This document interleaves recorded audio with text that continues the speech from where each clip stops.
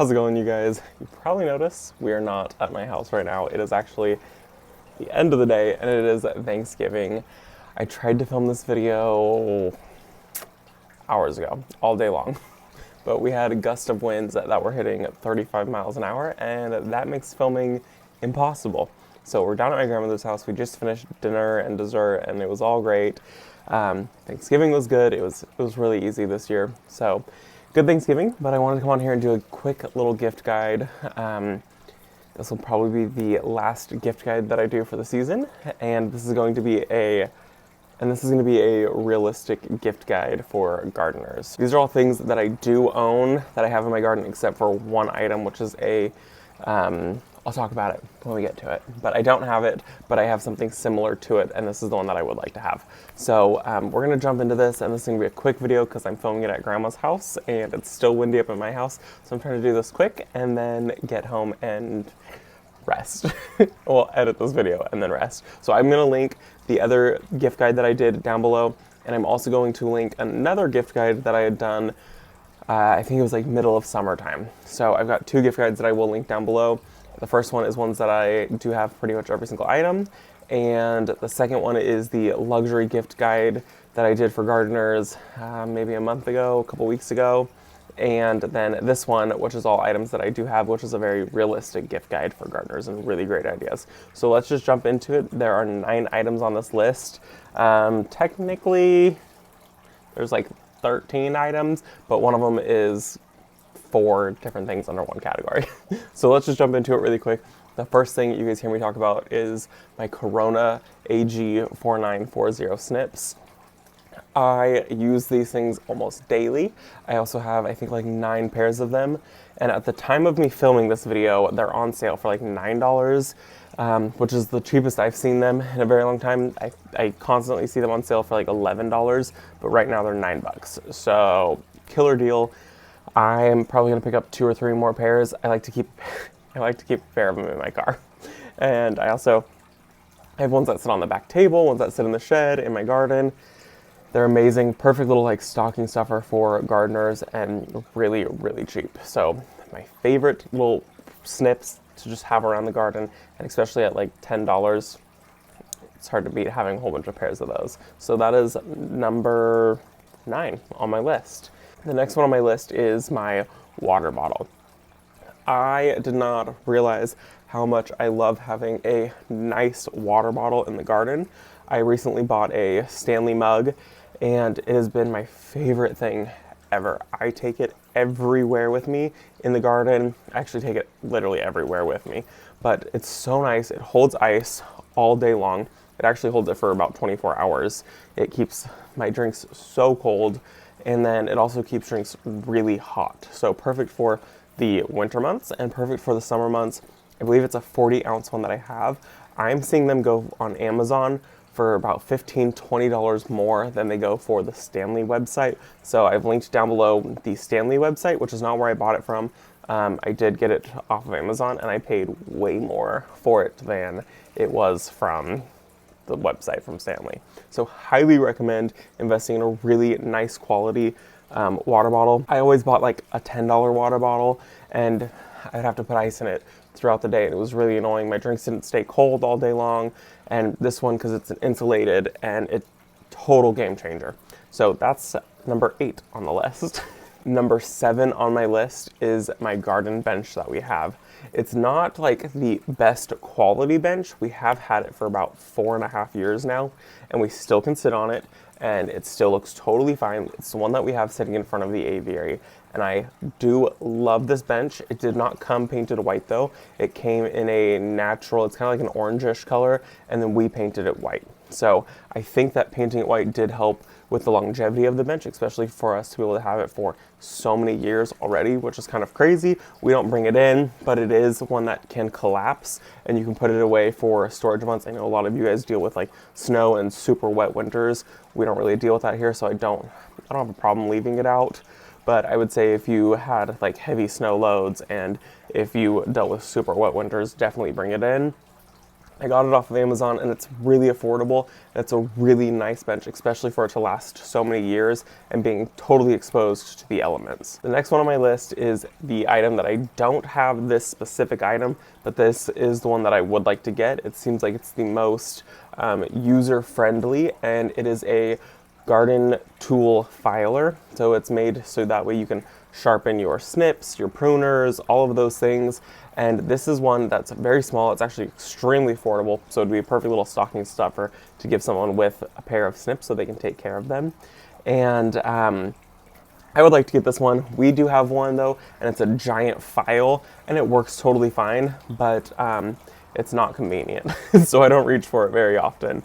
And you can definitely tell in my snips that I don't take proper care of them. And so I would like to get this file. I think this is probably something that I'll buy for Brent's stocking. he can take care of it. But super easy, little tiny file.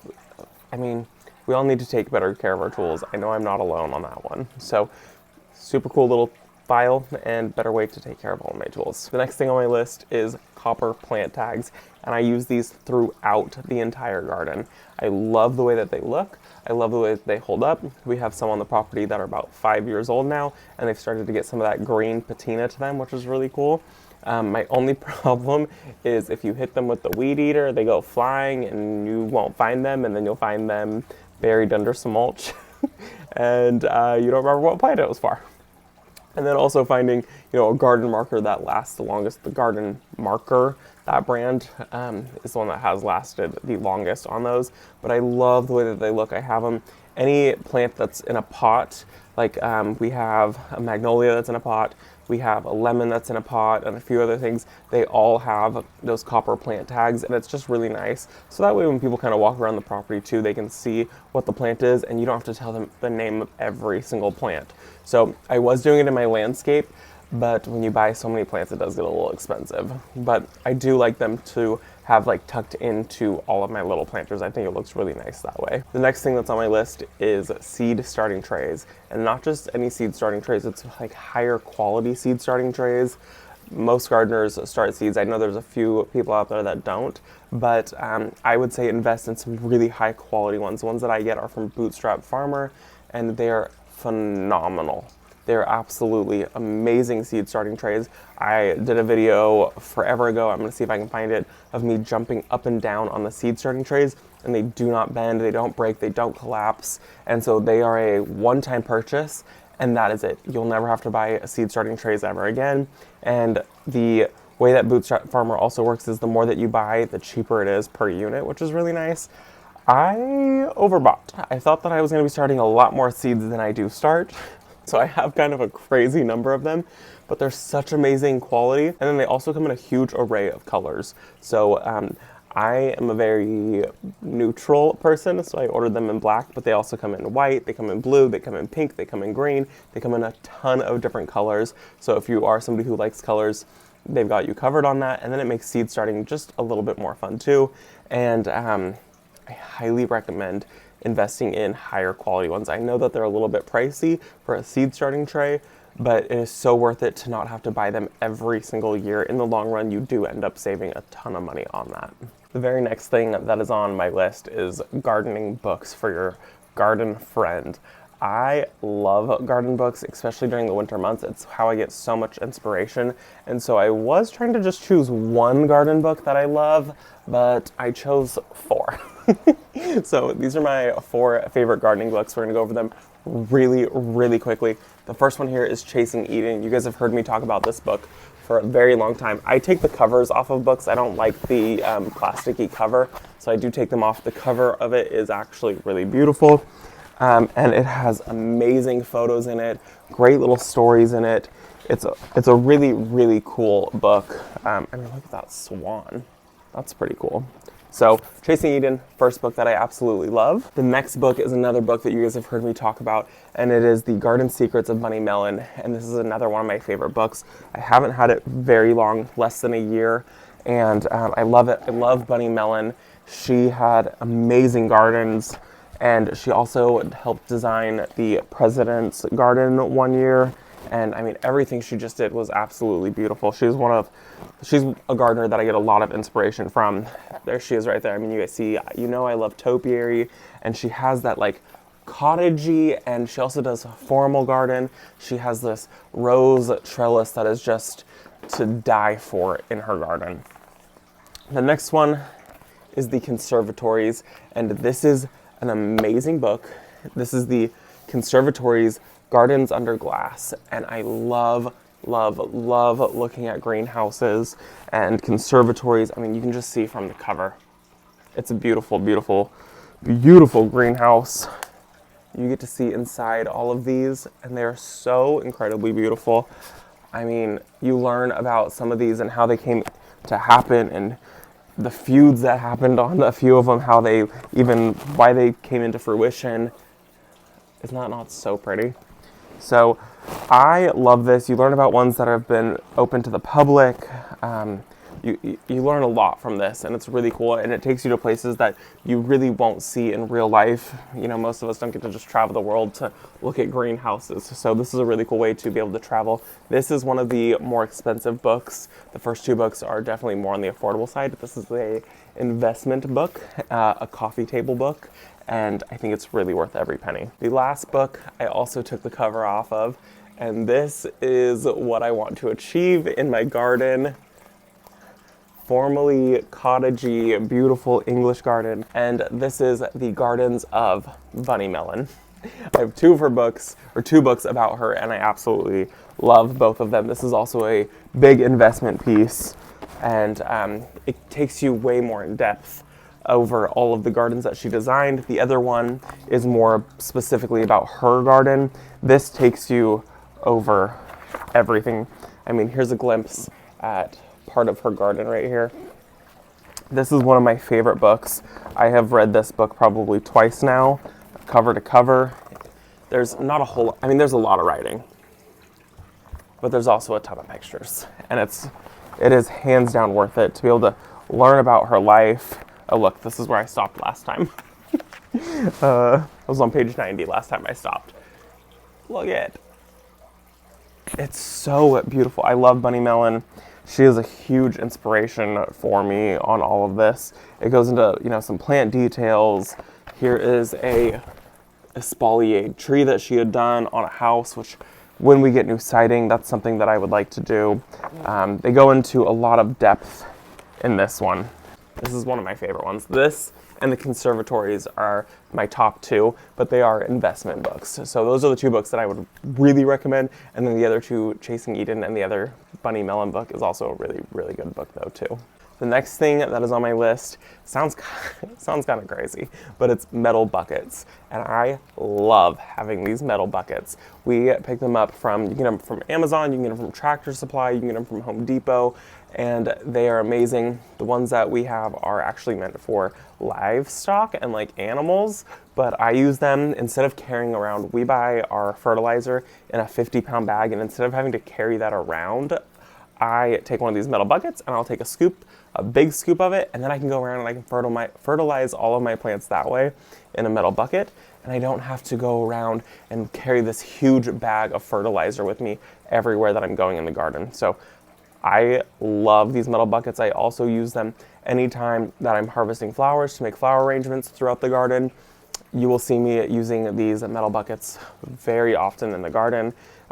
They're one of the things that I reach for nonstop in my garden. I use it almost every time that I garden. I use that metal bucket, especially anytime a plant goes in the ground, it gets used. And the very last thing on my list is garden lighting.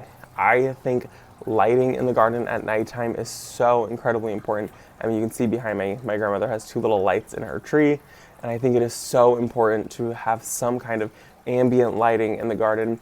We installed some lights from Lowe's. I'm gonna link that video down below. Just be warned, we made it forever ago, so the video's a little rough. It was before I found out who I really am as a person in the garden. But we installed these lights from Lowe's, and they go both sides. We bought 2 boxes of them, one for one side of the property, one for the other.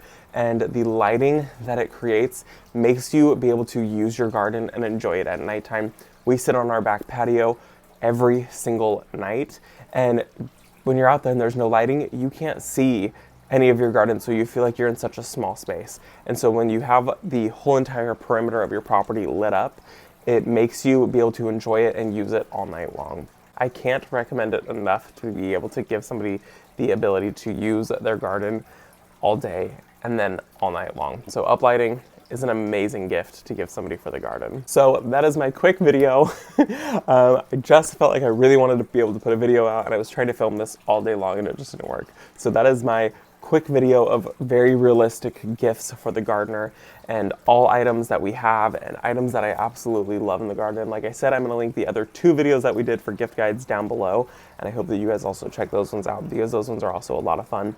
And one of them is also items that we have pretty much every single item on that first list. So these are all my tried and true garden items and gifts that I think anybody who is an avid gardener would really appreciate. So that is going to be it for this video. I'm going to go back inside and spend a couple more hours with the family. I'll see you guys in the next one. Bye, guys.